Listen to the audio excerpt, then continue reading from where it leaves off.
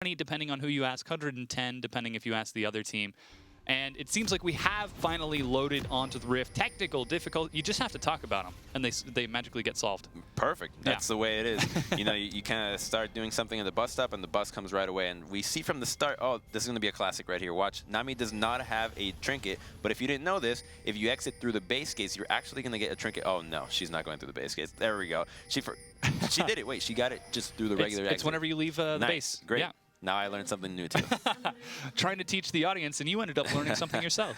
It's a good day so far. Yeah. And looks like we're seeing some defensive lines initially. Nobody sitting in the bottom tri-bush, as it looks like Selenik and Tandor are sitting down in that bottom lane, whereas US Economy up in the top near that tri-bush. He just managed to spot out Am I Kenya. Yeah, we just see a perfectly standard 5-point formation, if you will, just top, jungle, mid, and then bottom lane can decide to be either in river or in the bottom brush. They're just there in case they get face checked. Luckily, you know, Utah's not going to make the mistake of just face checking right away. It's going to be quite deadly. The empowered Karma at level 1. Well, we would hope, right? Yeah, we would hope. But they drop the ward, and they'll most likely go ahead and do Cromp. Yeah, before heading on down. Minions now on their way outside of the Nexus. They did move forward into that first brush. Here comes Toast and James. Oh, that's a lot of damage onto Toast. He's chunked down to half. A double mantra and a double bouncing grenade, just absolutely devastating. I mean, level 1, could you get a better trade than that? And they're just choosing to go into the laning phase because they want to make sure that they use the advantage that these picks have at the level 1. The heal from Nami, just really strong. Karma's level 1, also really strong. And there's going to be a lot of battles for the pushing in this wave. Yeah, good patience out of James to not use that health potion as the damage gets traded back and forth. Ebb and flow burning through Toast's mana, but now it is equalized just a little bit more. Efarig now trading back with Jimmer, trying to get some damage on that wave. Seems like he's got the minion advantage for now. Yeah, and then Nunu just going for a regular route. Doesn't seem like he's going for any sort of cheese so far. We might see an invade into the blue buff if the bottom lane plays aggressive enough. Although it seems like they're losing the push advantage here as all their spells are kind of being used onto the champions and not the wave. Ooh, good trade onto Jimmer once again. That's a lot of health being lost in the mid lane, but yeah, I'm looking at that bottom lane. James and Toast are really trying to push back and be aggressive. Toast moving far ahead of those minions to get the auto attacks and bonus gold. Yeah, so what looked like an amazing trade in level 1, the Nami heals has just completely turned the lane back around. And it seems like Utah now just has the advantage. This might be the kind of challenger thing that you would expect out of a bottom lane like this. Just being able to try to deliver some pressure. Taking a look at the jungle, it was a 2-camp start for Fury of Light before heading over to that red buff. Meanwhile, Kraydon is working on his 3rd right now, but that means Fury of Light has cleared out and is heading on that bottom side. And I think it's unfortunate for the Nunu that he's had to go for this route. He might have been able to go for an invade, but the fact that mid and bottom are getting shoved in, he cannot invade, so he chooses to go for a gank. Unfortunately, Nunu's ganks at this stage of the game are not very effective, and he is going to get collapsed on, and they back off. He's just quite too fast. Kraydon gonna sneak right on by, spotted out by a lot of early vision, so some big ward priority. Bubble lands, but Toast eats a big crit. Tandor following up. Ooh, doesn't land the Q. Dangerous, but luckily he still has his little biscuits and he still has the heals. Yeah, that's now blue buff picked up by Kraydon. There goes the invade from Fury of Light and Jimmer, but Kraydon is playing towards the river, towards his avenue of escape. Fury of Light's still going to smite away the Wolf Camp. Yeah, so he had the ward, so he's able to see and knows where to retreat. They're able to use the push advantage that Malzahar was able to get, but, you know, just losing the big Wolf is not a big deal. As long as you can mitigate Nunu's early game and try to harass you, then you should be fine. And we're not really seeing any big CS leads develop just yet. Mostly in the mid lane, about a 7 CS lead, which is not really acceptable for the Malzahar right here. Meanwhile, US Economy in the top, catching a healthy amount of minions on his own too. Jimmer now back in that mid lane after assisting. That's what we need, more money to the US economy. Yeah, exactly. Well, he's got that gangplank, so he's getting extra bank. Absolutely. A route straight to the bottom side. He might be able to go for a little wraparound. Let's see how Tandor extends over here. Oh, and he chooses not to go for it. He's faking. I think he thinks he's been spotted, but James is leading the charge already. Snare is going to tag him, and he eats the mantra. It just seems like there's just no reason for them to step up. Oh, flash cocoon. Oh, no. Ooh, wow, that's a lot of damage as well. Oh, that just sucks. Yeah. Oh, well. He's so close. Yeah, so now let's see what Nunu can do with this. He knows that Elise just shut into the bottom side. He's going to be able to counter jungle. There is a ward, but if Malzahar pushes up, he might just lose the Raptor camp. Kennen can collapse on this if they coordinate with Victor. Yeah, there were some immediate I'm going in pings. There are a few more follow-ups, so it looks like Utah knows that he's there, but Fury of Light so fast at clearing camps on that Nunu. And he's maxing the snowball first, which means that his ganking and team fighting is going to be a little bit stronger than his counter jungling here. And Kennen's trying to collapse, but he plays it well. He knows the limits that he can push his champion, and as long as Victor and Kennen are within vision, he's not going to get collapsed on. Ooh, James getting a few animation cancels there. Might be a little bit nervous as he misses out on the opportunity for 1 or 2 auto attacks, but successfully able to push Selenic out of lane and opening up, whoa, 15 CS advantage 6 minutes in. Yeah, this is not good. He's going to be forced to recall, having no potions and Karma out of flasks, out of charges on her refillable flask, and that's just not going to look good. If Elise chooses to route down to the bottom side here, we might see some heavy deny. Yeah, Selenic is trying. He wants that cannon minion so bad. The whole wave is about to crash into the turret. Kraydon on the invade. Unfortunately, that has been fully cleared out by a Nunu. And even more damage. James, oh my gosh. He is going to be snared. Bubble catches Tandor. There's a slow. He's chunked down to half. There goes the cannon barrage. He's down to 200 health. Flashes back in, looking for the double kill, but gets first blooded himself. The greed cost him his life. Jimmer follows up on the toast. Doesn't get the ultimate. No, he didn't. He had ultimate, but he spent all his mana on other abilities. Oh, that's just tragic. God, that sucks. Yeah. Again, that could have been a double kill. But still, that's a almost 20 CS lead into the bottom lane, which is really big for James. And it's still not that bad, right? He's going to have the item advantage so far, it seems. Because he should be, experience-wise, still ahead. Level 4 right now to the level 4 of Selenic as he heads back down to that lane. And Kraydon going for a bit of counter jungling on his own, able to match CS with Fury of Light. So tragic. The aggressive dive in for the first blood. I think he got a little bit too confident. You know what? I am the challenger. He is the Diamond 5. Well, I think you have to. I can at least give it some respect, right? He's flashing in, kind of hoping to get the kill. When Nunu shows up, you kind of accept the fate. Maybe push their hands a little bit too far with lack of vision, but who cares? I mean, look at that. The U.S. economy is just doing absolutely wonderful here. 49 CS to 51. You don't expect to see this out of Gangplank into a Kennen lane out of all things, and just keep an eye out on him because GP into the later stages of the game will be able to decimate a team that has no front line. The ward placed by Kraydon now takes a few hits from BYU as the blue buff is gifted over. Yeah, it will successfully be picked up by Jimmer. And in that top lane again, as you said, that Gangplank continuing to farm it up with little harass. Kraydon has been spending a lot of time trying to keep pace with this Nunu. And it seems like so far he's successful, but not quite able to get an early gank off just yet. So BYU is just leaving GP be on his own. There's no need to help him anymore. He's not in any threat at this stage of the game. Elise has really not done a whole lot on the top side. And it seems like all their vision just goes towards middle and bottom. They want to have Malzahar roam towards bottom again and put all their attention onto James. And it looks good for them so far, to be honest. Even though he has that CS advantage, the fact that top lane is doing so well, GP and US economy being a pretty solid player should be able to take this game into his own hands. We'll see if he can do exactly that. Just catching minions over and over, healing up. That is so difficult to play against. It's really a patience game with Gangplank. Okay, he's at 400 health, but I know he can heal for another 150. So he's got an effective health of 550. He's playing around that map. And that's exactly how his entire kit is, right? He's just a sitting bomb. The longer it goes, the more he's going to explode. And late game, he's just going to be so powerful because the barrels have that armor percentage, penetration that he's not going to have to itemize any penetration items, which will just give him even more flat DPS into the likes of Kennen, Victor, and Lucian and Nami out of all picks. It's just going to be so difficult for them to escape not only the barrel harass, but to top things off, the cannon barrage. Yeah, and with Kraydon going for the amp tome, it seems like it might be a while before we see any defensive stats. There's really not much of a front line for Utah. I can't see all of that armor penetration doing good things to a low armor Lucian or Nami. Yeah, but on the other hand, we have a 15 CS lead into the mid lane. So Victor, again, another one of these picks that can completely take over a game. But you're looking in the top side right here. The fact that you mentioned that it is kind of a trading wars. Oh, he's so far ahead, and there's really not a lot of help on the way. He's gonna. Oh, can he get the kill? He can. Solo kill. Amazing.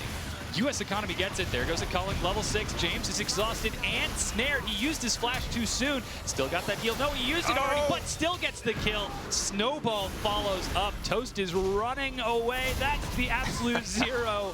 And it's 4 kills to 2 for BYU. Oh, this looks really good for BYU so far. GP getting this solo kill. The bottom lane, just so much attention, and the vision is just all towards bottom. Malzahar has a free route to roam towards that side, but it looks like, wait a minute, he got solo killed. He got solo killed by Victor. He did. Seems like there was a bit of chaos in the mid lane. Yeah, ultimates are down, flashes are down. Oh, no. Oops. Yeah, well, this, you know, it's not that good then. The fact that it's a 500 CS lead or gold lead for BYU only, most of it has to be into the likes of Gangplank. And now that he went with the Mercury trades, he's definitely safe in the top side. But Malzahar has to be picking up the slack here, and mostly focusing on just farming the waves and most likely farming the jungle camp so that he avoids trading with Victor. Seems like Victor's getting too far ahead here for anyone's good. Yeah, that's a fully upgraded Hex core 11 minutes into the game. Not even going for a Morello's or anything like that, just rushing straight fully evolved. Yeah, and speaking of surprising things at 11 minutes, almost a 30 CS lead into the bottom side for James. 2 deaths down, he's basically getting camped. He must be complaining about the 1v5 here. But the fact that he's still able to have such a lead is really indicative of his skill right here over the bottom lane of BYU. But it seems to not matter. It's a team game in the end. Yeah. Already trying to close that gap. It's only 200 gold now separating the teams.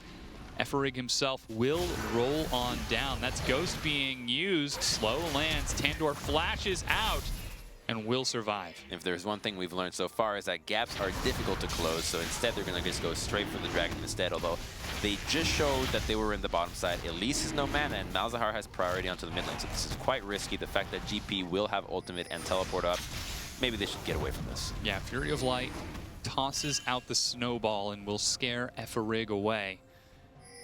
And it seems like the dragon has been reset. That Nunu steal threat is just so strong. The Consume Smite combo. Yeah, and they have so much attention to the bottom side. Both the junglers have opted out with the trackers, which is a good choice here, and putting all the vision down there. You know, top side is just kind of guarded by the 2 pink wards from both the solo lanes, and nothing more needs to be done. So it's going to be a matter of who can get to the bottom side and who can really read this at this point.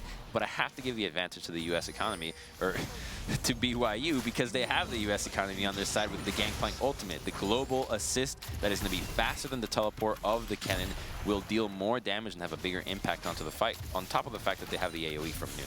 I feel like you've been sitting on that one for a while. Oh, no, it's just, it's too good not to pass on it. They've got the U.S. economy on their side. Oh, boy. Well, they also have got the support of the Fury of Light. So we'll see if he can make some action happen as well. And that U.S. economy is getting bigger. Yeah, of course. The GP is, you know, just pure money in here. And once he finishes the Trinity Force, his laning phase is going to get better, but you can see that Kennan's playing it with a lot more caution into this lane, right? He's not really going for the trade to the W. He's kind of just sitting really far back, trying to farm. So he should be looking for more teleports, but the vision control out of BYU significantly better than Utah's into the bottom side, making it difficult for them to do this. The triple barrel onto MI Kenya, down 30 CS now. Meanwhile, in the bottom lane, that's a 50 CS difference, excuse me. No, that's 40 now. I can math. Nice little goon squad on the top side, but he has the pink ward and the Merc tread, so he's really in no danger here. Yeah, that's going to spot him out. Already setting up the emergency barrel. Got some provisions in there. Special Forces Gangplank, always prepared. Meanwhile, on the opposite side of the map, Fury of Light. Jeez, 40 CS lead into the bottom lane now. That's just absolutely devastating. Once he finishes Yomu's, while he is 600 gold up, the Yomu's finish, even though there's a BF on Selenic side, it makes it to be a nice little trade. Maybe a kill with the culling. Oh, you can't turn when you've got the culling. He's snared, exhausted, but gets the solo kill. Not even any support from Toast. Looking now for Selenic. That's a tidal wave. James heals to keep himself alive, but Cannon Barrage gets dropped. James gets a few more auto attacks.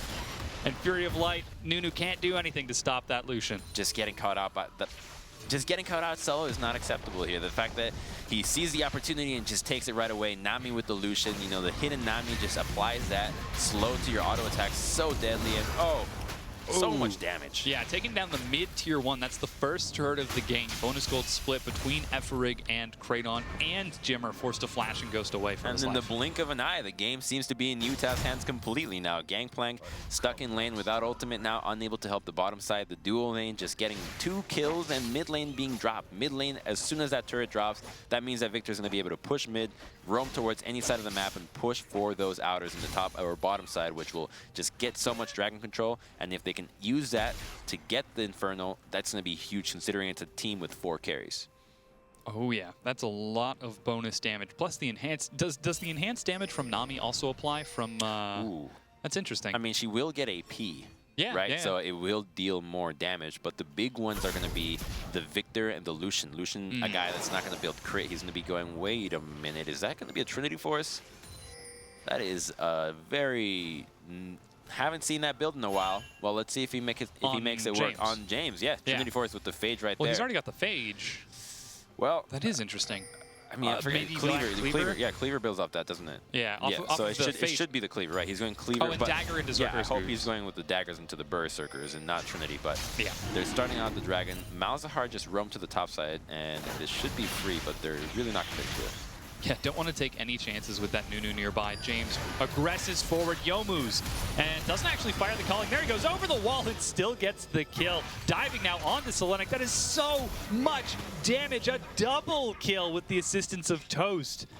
I guess that's why he was going aggressive earlier. Yeah, the Lucian is just so powerful. Once he hits a Youmu spike, you cannot be caught out because Nami can just be so far back. As soon as she applies the heals and the extra damage to your auto attacks, you just cannot even 1v2 him, man, or 2v1 him. And you see it just right here with that down, you know, you're down 2 levels. That is just unaccountable for that. You can't fight it. Yeah, it's 70 CS in favor of James. That gold is just getting bigger and bigger. US Economy trying to make something happen in the top lane. 7,000 to 5,000. That's almost a full item at this point. He's doing so well. He's almost taken the top turret down by himself. Unfortunately, the lead is going to have to combat the likes of Illusion, whose passive is going to be extra effective into the likes of Gangplank's barrels, just killing them. So Kenya just kind of recognizing the situation. He has to just hang back, try to survive, and stall out the turret for as long as possible. But as Kennen, he's going to still be useful for the team. Taking his time. He has finished off that Proto Belt, now working towards his Zanya's Hourglass for a little bit more sustain when he decides to dive in. But I don't know if he'll ever get the opportunity because Utah are just slaying BYU. That's another kill for the likes of James, and he's already 5-2-1, 70 CS up. That's almost double of what Selenic has, and he's just forced to retreat as his turret and watch. He hasn't even used Curtain Call this entire game. Yeah, even Eferig roaming down with Toast to help clear out the jungle and just make sure this bottom lane has all the protection that it needs. James clears out another turret, and Utah continue to press their advantage. And while the lead is only 3K 17 minutes in, the fact that it is so apparently on the bottom lane makes it that much tougher to fight. Nunu's going to have a very difficult time trying to get onto Lucian and keep him slowed down. He's just so mobile at this point with the Black Cleaver. He's going to be able to shred through a heavy tank like him. That is going to be a lot of damage. US Economy finally going to answer. Taking a turret on the top lane. Waiting to clear out that cannon. Unfortunately, it will survive, so that could be some bonus gold if somebody heads up there. But the swap now from Utah. Am-I Kenya heads to the bottom lane, and James says gold in the top lane. I think they'll take that. Yeah, great play. So you know that you're so far ahead. You want to keep your bottom lane safe, and Kennen is decently strong to be able to take on the likes of the Karma and Jin by himself. And Lucian, with the Nami, will just be easily able to dispose of the Gangplank. So pushing onto this turret, increasing your gold as fast as possible, and we might even see them transition into a Herald. They might even give it to James at this point. Yeah. We're getting to the 19-minute mark. There's only about 60 seconds left on that Herald. We'll see what Utah decides to prioritize. As they're looking for some vision, they've now spotted out a wild Nunu. Doesn't even care that there are 2 people here, but he should now as he loses a third of his health.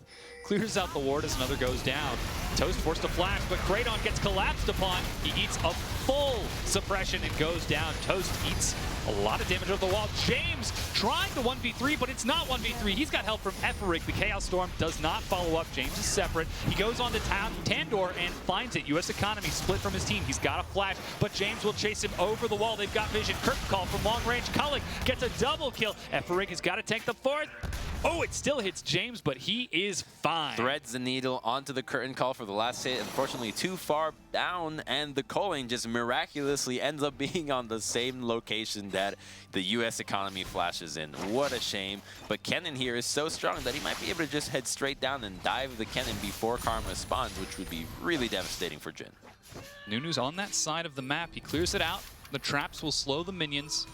But instead, he decides to play it safe. He's just putting pressure to open up the top side of the map for James, who's now looking for another tier 1. Yeah, getting this on the turret, accelerating the game, making sure that your gold lead is still building. And the important thing is that they don't give any objectives away. BYU not in a position to take anything else on the map. There is no dragon, and the wave bottom is too far pushed back. And I think that we can all really attribute this to the fact that they were able to take that mid lane turret on really early on. That first gold, that first brick gold, just really such a powerful tool that the win rate for teams that have this is almost 60 to 70%. Now it seems as though Utah will get an opportunity to take a deep breath. All right, for 5,000 gold advantage, what is next for them? They managed to clear out all 3 of the tier 1s, pick up some big items. Rivalries finished for Ephoric, Black Cleaver. So what they need to do here is implement a taxing system in which the US economy receives all the gold and is able to really just put everybody else on their back here. We want to see that, but unfortunately James has other plans. Oh no. He's on the hunt for a solo kill. Youmu's dashes in, trying to dodge the barrel, gets away from it, and will get a solo kill. Kraydon was there for moral support. And he was almost soloed out by the GP. That just shows how much damage he's currently dealing. He's 1-2 with 2 magic resist items and still able to almost one-shot the most valuable member on Utah. Yeah, down to less than half health right now. He's going to have to be a little bit careful. The Death Brush, the Void Shift, keeps Jimmer Fredette safe. And there goes the Tidal Wave. They collapse onto him. It's already been popped, but that is so much damage. Oh, he almost got one-shot by Laser and Q from Victor. That's insane. He's so fed. So full level ahead, now clearing out the blue buff. 60 CS onto the mid lane, almost 100. That's about 80 in the bottom side. Oh, mid lane and bottom just devastating this game. Yeah, and now the top tier 2 is going to be dropped with that pressure. That meant that I Am Kenya was free to shove in the minion wave. Decides to play it safe, though. Doesn't want to take any chances with the power of the US economy. So instead, he'll get a nice early recall. It just rolls off the tongue. There are so many good ones. It's too good. Kudos to this guy. Yeah, great, great summoner name. So now we're most likely going to see them try to push for a tier 2. I think it's too early to do the Baron. While Elise can tank it, they'll most likely be looking for any objective. And it seems like they'll go with the bottom side. A lot of them are moving down bottom. Dragon first and then transition into the bottom side. Kennen already being there. And because they're in no threat of losing any objective at the time, he can afford to be with the team and not have to rely on teleport. Yeah, bubble being tossed just for the intimidation effect, as all 5 members of University of Utah are now grouped up for the first time in this 23-minute game. And you've got to be afraid of the power that this team can bring to bear if they so choose. Instead, BYU trade the Dragon for the mid-tier 1. Oh, I love this. Great decision from BYU, choosing to take some damage onto the mid lane. Unfortunately, because of how hard Jimmer lost the mid laner, he's going to get popped right away. Destroyed by Utah. They continue to chase forward, taking a lot of damage from the zone control. Selenik is caught. James goes too far forward. Will he survive? A double kill gets picked up during the slicing maelstrom. Selenik eats the knockup and will be forced to retreat as the snare is tossed. No one from Utah has died for 2. If Jin just had one more item, this fight could have been a completely different thing. Such a strong engage from the likes of Kennen with the Proto Belt, being able to immediately target the Malzahar and the Jin. Jin is just barely able to escape, but the fact that they're just so aggressive and Malzahar gets popped right away, maybe we should have taken magic runes there. Magic resistance. Scaling magic resist into mid lane? All right, well, maybe next time. Well, we'll have to take a look because BYU, this is a best-of-5 series. They have got to recover in this game. After a relatively comfortable opening. The first 10 minutes, we saw James overextend and pay for it, but then he just managed to find a few kills, and from there, it seems as though Utah has been able to snowball this game so aggressively. I mean, speaking of things that didn't go snowball-y, were the Fury of Light's Nunu. Unfortunately, Nunu is a pick that relies on getting ahead early. He's difficult at making any comebacks because he does not offer any engage tools. So or ganking tools by that matter. And the fact that he was just sitting around kind of waiting for the counter gank without anything to do just makes him the kind of trigger be on Utah's side and him just waiting to be the counter engage. So I'd like to see him maybe think of next game and kind of move forward for a more ganking oriented pick, maybe the likes of a Lee Sin.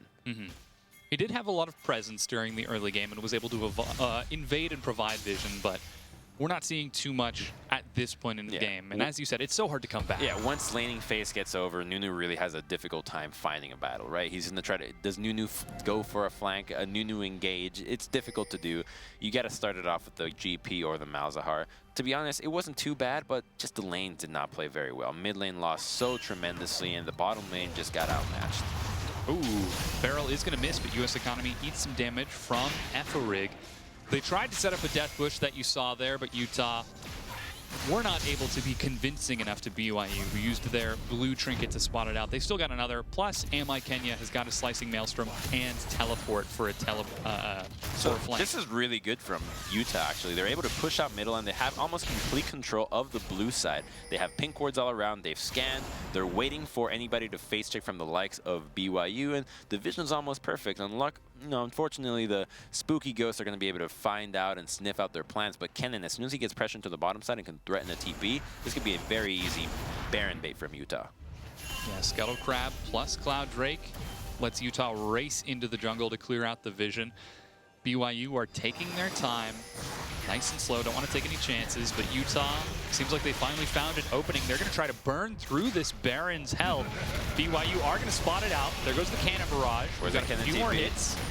Kennen operating that, activating that TP. James is chunked down. That's so much damage. They secure the Baron, but here comes BYU. This is the big chance to get back in, but they will be able to get the kill, and it is a total cleanup from Utah. They managed to shut down James and Kraton, and Ami Kenya trying to buy some time, but he will almost certainly fall. That's going to be Toast flashing over the wall to safety. 3 kills for a Baron to the 2 of BYU. Yeah, it's going to be a really tough call for Utah here to decide whether this was worth it or not. Losing those kills will stall out the game, but ultimately the Baron should allow them to actually press down for the tier 2s. They will lose out onto the mid lane, though, and Gangplank, the longer this game goes, the better it's going to be for him. Yeah, now finishing off that Maw of Malmortius second after seeing the damage that Rivalry could put out. Able to take down the mid-tier 1 turret. The AoE from Victor and Kennen is just absolutely bonkers at this point. There's not a whole lot of MR because the Aegis is not finished on the likes of BYU. Karma is just sitting at the null magic mantle in the brazier, and once she gets the item completed, the full active, things might look a little bit different for them. Meanwhile, that is going to be the Duskblade now finished off for Selenic. Finally getting some gold. Still 70 CS down. And you find 9,000 to almost 13,000. That's that's like an infinity edge more, right? Like you're really far behind at this point. I do have to question the decision to buy Magic Resist on his side, to be honest, because Kennen, if he's on you, you're dead already. If you get hit by Victor, you're out of position, and you're far behind that you need to have more DPS on your side, right? You need to dish out more damage. If you saw the previous fights, just a sliver of more damage would have been able to make the difference. So the no magic mantle perhaps could have been the pickaxe. Yeah, even the raw experience, level 15 to level 12. Oh, yeah, I mean, you fall down 3 levels. That's something that James can brag about. Yeah. And now that was BYU trying to set up a bit of a death rush, but Utah not going to fall for it, using that blue trinket to move the wave forward, bring their vision further and further forward. Rivalry has still got his Baron buff, and I believe so too does Toast, but right now they're just focused on vision, controlling the waves. That's going to be another Dragon up in 30 seconds. So far they've taken an Infernal and a Cloud. We'll see what that third one is whenever we get the opportunity, as these tier 2s are taking a lot of chip damage. Yeah, so they're focusing onto the mid and bottom. This is a fine play, but the engage is going to come in with the Curtain Call and Cannon Barrage. Yeah, Utah are split right now, but Jimmer Fredette goes down to the damage. Rivalry is able to soak so much. James goes in and is able to chunk them out as well. Here comes the flank from behind. Kenya cleans it up. Is it going to be the ace? No. Fury of Light makes it back into his base, but James says you will fall. This is Utah's house. That should be enough to push for game with the Baron and some minions, to be honest. It looks like they're poised to do so, going for the bases. 30-second death timers. This should be Utah taking the game with a fantastic flank from Kenya, straight from downtown. Yeah, this Nexus turret falls. The second one, they've only got 2 minions plus Elise, but that's more than enough. The Nexus drops, and University of Utah take game number 1 in this rivalry. Really great showing, to be honest. The early game, we thought that Brigham had the advantage with